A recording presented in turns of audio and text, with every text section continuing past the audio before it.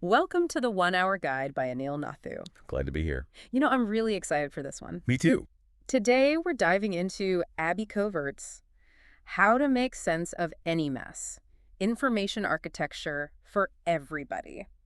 Part of that 1 Hour Guide series. Yeah, it's a good one. And it's a deep dive I think a lot of our listeners will find particularly useful. Absolutely. Anyone who's ever felt overwhelmed by a project. Or just like, life in general. Yeah, exactly. Or trying to understand a new field, or even, honestly, just grappling with too much information. Right. Like we're all kind of drowning in information these days, aren't we? We are. This deep dive, we're going to pull out those key insights from Covert's book. Which is, like I said, part of that 1 Hour Guide by Anil Nathu. Yeah, and show you how to actually apply them, Exactly. Not just theory, but practical stuff you can use to actually bring some clarity to the chaos. And without getting lost in a bunch of technical jargon. Right, because nobody wants that. No. This is for everybody. Yeah. And especially, I think, for our listeners who are entrepreneurs, leaders. Yeah, if you're in that kind of space, this is like gold, It is, because think about it. You can't manage a successful startup. Or develop, truly user-friendly products. Yeah, or lead a team effectively. If you can't make sense of the information that's coming at you from every direction. It's all about making sense of that information, isn't it? Yeah. And Covert's book, she gives us this system. This very practical system for untangling any complex situation, which, let's face it, is most situations these days. Exactly. Yeah. So at its heart, what Abby Covert's saying in this book, she gives us a step-by-step method for tackling what she calls messes. Messes. And when she says mess, she doesn't necessarily mean like a disaster, right? Right. It's any situation that feels kind of confusing or difficult. Yeah. Because it involves this tangle of information. Right. And this is the crucial part, people. People. Yeah. It's never just about the information itself. Right, because it's how people are using it or not using it or misinterpreting it Exactly. that creates that mess. Okay, so Covert lays out these 7 core steps to help you actually navigate these messes. 7 steps. And we're going to use these steps as the kind of pillars of our discussion today. Yeah, a good framework. Okay, and they are: identify the mess, state your intent, face reality, choose a direction, measure the distance, play with structure, and then prepare to adjust. Good stuff. Okay, so let's start with that first one.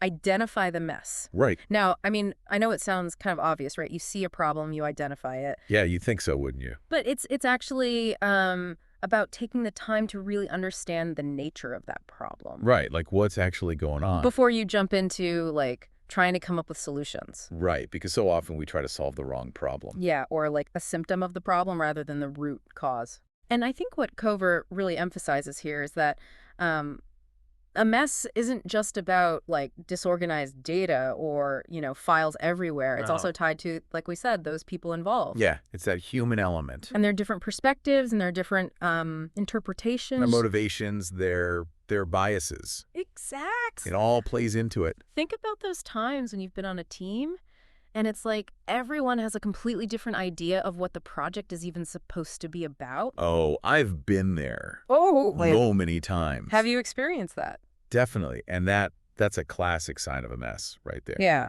When you've got all these conflicting understandings among the people who are supposed to be working together. Right, the stakeholders, whatever you want to call them. Yeah, huge red flag. And then you see, all this wasted effort, right?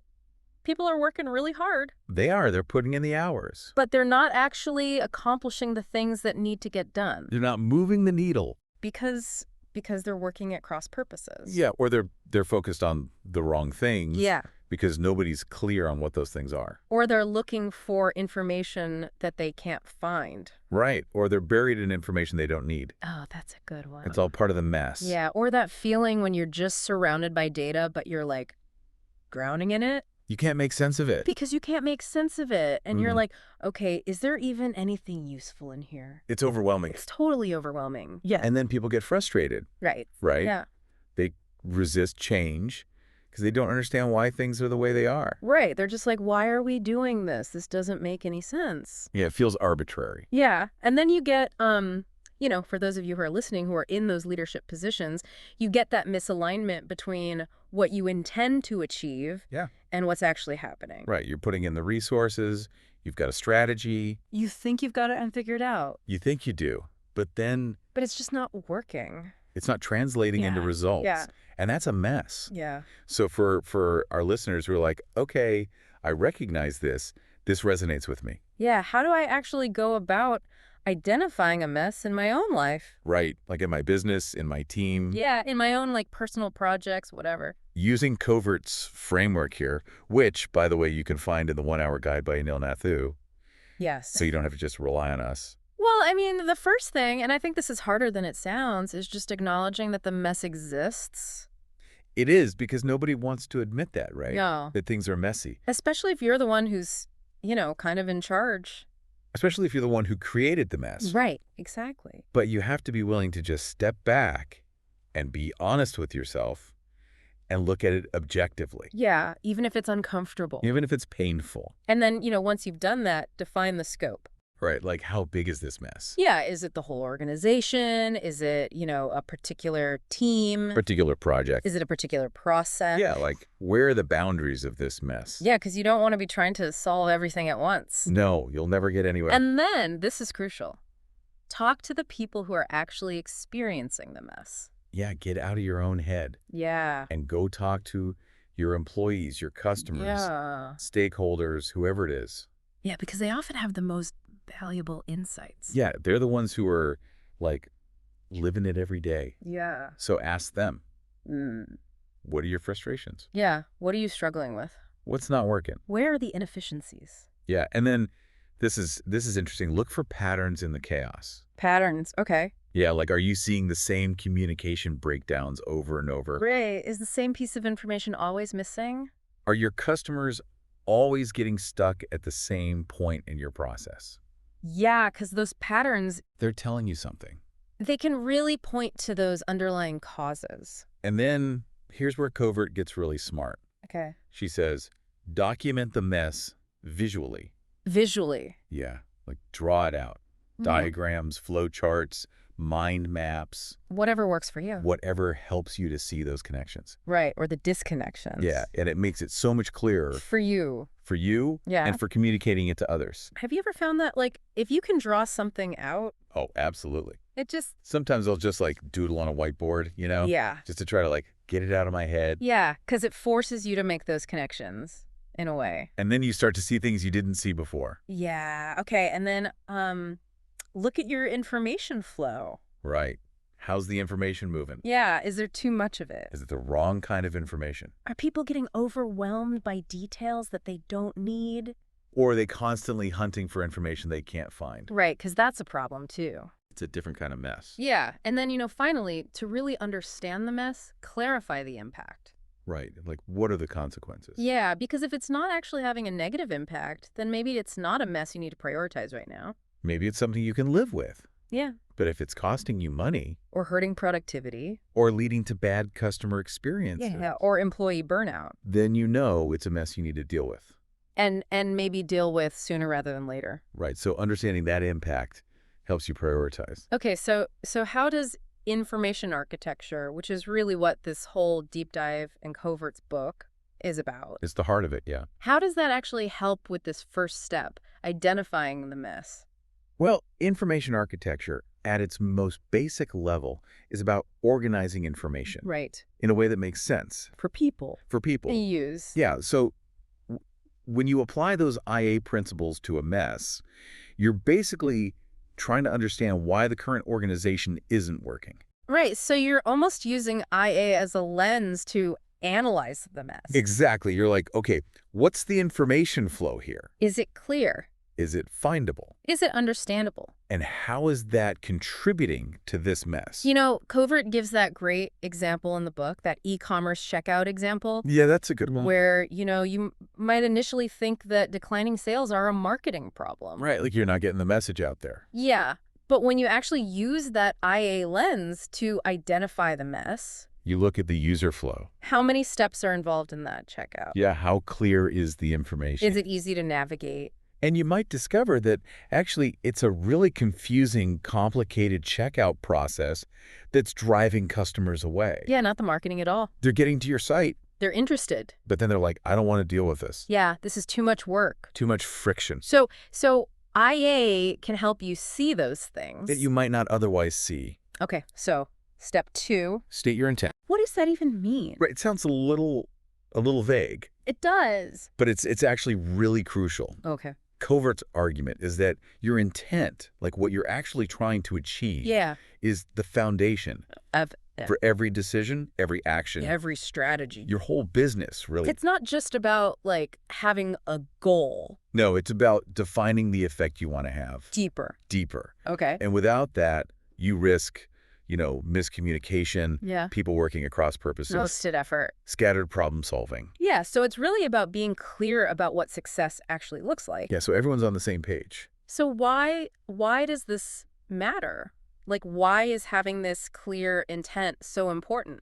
Well, I mean, first of all, it guides your decision making. Okay. Every decision you make, from how you allocate resources to what marketing strategies you use, Yeah. it should all be aligned with that core intent. So it's like a filter for your decisions. It is. It's like, does this decision get us closer to what we're actually trying to achieve? Yeah, I like that. And it also sets expectations, not just for your employees, Right.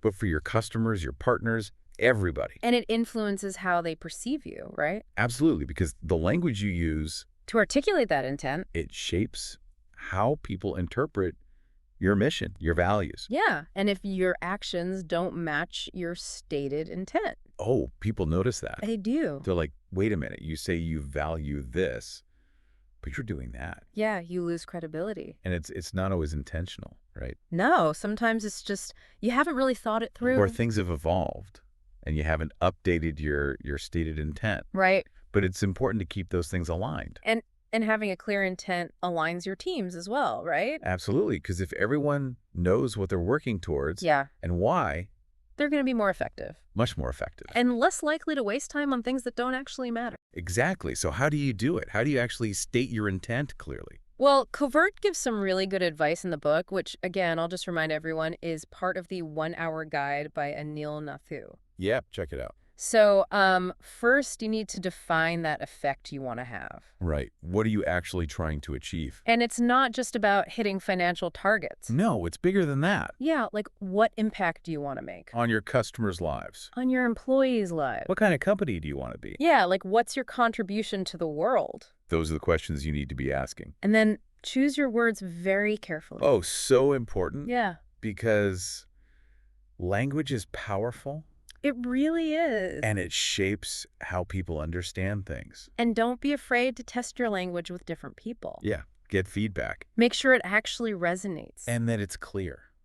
Because what might sound clear to you? Might be completely misinterpreted by someone else. Yeah, and that's where the mess starts. And this is interesting. Understand what you are not. Okay, boundaries. Boundaries, yeah. It's just as important to know what you're not going to do, As what you are going to do. so you can stay focused. Yeah. If your goal is to be like the most affordable option, Yeah. you probably can't also be the most luxurious. We're the most innovative. Right. You have to make choices You got to communicate those choices. clearly. Everyone. And then think about your audience, Yeah. Who are you talking to? because what resonates with your employees Might not resonate with your customer. or your investors? Yeah. And then your intent, it's not static, is it? No, it evolves. You need to revisit it Refine it as your business grows. as the market changes. Yeah. And don't be afraid to adjust it. And communicate those adjustments And make sure that your actions are aligned. across the board. Yeah. If you say you're customer centric, your customer service better be amazing. It better be. Otherwise, people are going to call you out. Yeah, and you'll deserve it. And then use your stated intent. As a decision-making tool I like that. whenever you're faced with a choice, A big decision. a new opportunity. Just ask yourself, does this align with our core purpose? Does it move us closer to the effect we want to have? And if it doesn't? Maybe it's not the right choice. Okay, so how does all this relate to information architecture? Well, think of it this way. Your intent shapes how you structure and communicate information. Okay. Like if a Montessori preschool, Oh, that's a good example. their intent is to foster independent learning, right? Yeah. That should be reflected in everything they do. From how their website's organized. Yeah, to how they set up their classrooms. The information architecture should support that core intent. And if it doesn't, if their website's confusing or their classrooms are cluttered and chaotic. It undermines the whole thing. Exactly. So IA is about creating those structures that actually help people achieve the desired outcome. The intent. Okay, step 3, face reality. Ooh, this is a big one. This is a tough one, I think, for a lot of people. Especially for leaders. Yeah, because who wants to admit that they're wrong? Or that things aren't as good as they think they are. Right, or that their assumptions were off. But Covert's point is that a huge barrier to solving problems effectively is avoiding reality. Like just burying your head in the sand? Exactly. Or clinging to outdated assumptions. Yeah, because you can't solve a problem if you don't understand what the problem actually is. Right. And you can't understand the problem if you're not willing to see things as they are. So why is facing reality, even when it's unpleasant, Even when it's painful. so important? Well, for one thing, it helps you uncover the root causes of your problems. Instead of just treating the symptoms? Exactly. It's like if you just keep taking painkillers for a headache, Yeah. but you never figure out what's causing the headache. It's just going to keep coming back. Exactly. So you got to get to the root of it. And facing reality also prevents you from wasting time and energy on the wrong solutions. Right, because if you're solving the wrong problem... All that effort is for nothing. Yeah. And it aligns everyone. Okay. Because if everyone's working from the same understanding of reality, Yeah. you're much more likely to come up with solutions that actually work. And it makes you more adaptable, right? Yeah, absolutely, because the world's constantly changing. Yeah. And if you're stuck in this like outdated view of how things are, You're going to get blindsided. you're not going to be able to respond effectively. And maybe most importantly, it builds trust, Oh, yeah. both with your employees Internally. and with your customers. Because people respect honesty. They do, even if it's not what they want to hear. Yeah, it's better than pretending everything's fine when it's not. Absolutely. So how do you do it? How do you actually face reality? Well, first of all, acknowledge that your perception Your own personal view of the world might not be the whole Well, picture. might not be accurate. Yeah, you have to be willing to challenge your own assumptions. Your own biases. Yeah, because we all have them. And then get input from other people. Yeah, talk to everyone who's involved. Your employees, your customers. Suppliers, investors, Look at your data. surveys, interviews, feedback forms. All of it. Yeah, the more perspectives you get, the more complete your picture of reality will be. And then analyze your data objectively. Sales reports, website analytics. Don't just look for what you want to see. Yeah, look for what's actually there. The numbers don't lie. Okay, and be on the lookout for contradictions. Yeah, like if your employees are saying one thing, But your customer data is saying something else. that's telling you something. Or if people say they value something. But their actions show something different. Yeah, those inconsistencies are clues. They're telling you to dig deeper. And just like with identifying the mess, visualize the complexity. Draw it out. Charts, diagrams, whatever works. Because sometimes seeing it laid out visually can help you make connections you wouldn't otherwise make. And don't forget your limitations. Your budget, your time, your resources. Be realistic about what you can actually achieve. Because you can have the best intentions in the world. But if you don't have the resources to execute, It's not going to happen. and remember that facing reality is not a one-time thing. No, it's an ongoing process. You need to be constantly checking your assumptions Reassessing. as new information comes in. Because the world's not static. It keeps changing. And you got to keep up. So how does this connect back to information architecture? Well, the reality of your information landscape. Like how information is created and used in your organization? That dictates how it should be structured. Okay. Like you might think video tutorials are the best way to train employees. Yeah. But if you look at the data and you see that no one's actually watching them, Right. maybe that's not the reality. Yeah. Maybe you need to try something else. Maybe interactive lessons work better. IA helps you see that. By forcing you to look at the data, Okay, step 4. Choose a direction. this is where you actually start making decisions. Yeah. So we've identified the mess. We face reality. Now. Not. Now we got to figure out where we're going. Okay. Covert says you need a clear direction to prevent your team from becoming unfocused. Right. Like wandering around aimlessly. Yeah, and wasting effort on things that don't actually matter. So it's not just about picking a goal. It's about choosing a path. That's aligned with your reality, your intent. And your resources. Exactly. So why does this matter? Why is having a clear direction so important? Well, first of all, it aligns everyone. Your team, your stakeholders, Everyone knows where you're going. and why? And it prevents wasted effort because everyone's focused on the same thing. And it makes decision-making easier. Because you have this framework to evaluate opportunities. Does this opportunity move us in the right direction? And if it doesn't, Maybe it's not the right opportunity. it builds confidence. Because people can see that you're actually making progress. Yeah, and it creates accountability. Because it's easier to track whether people are doing what they're supposed to be doing. And it's not about being rigid, right? No, it's about having a foundation to adapt from. Yeah, so if you need to pivot, You can do it in a way that's strategic.